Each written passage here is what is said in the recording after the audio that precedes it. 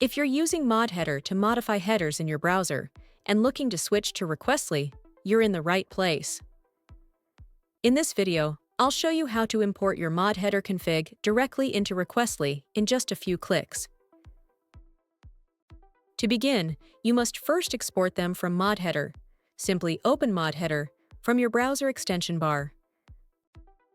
Then click on this Export button. Select JSON and select the profile you want to export. Now download the configuration as JSON. Now head over to Requestly's dashboard. Here, go to Rules tab. Here you can see Import from ModHeader option. If you already have a rule created, you can find this option under Imports. Here, click on Select File and choose the file downloaded from ModHeader.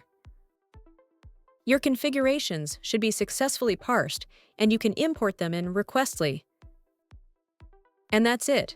You've successfully migrated your ModHeader config to Requestly. No need to recreate anything from scratch. Thank you for watching. Please find more resources on our GitHub and documentation.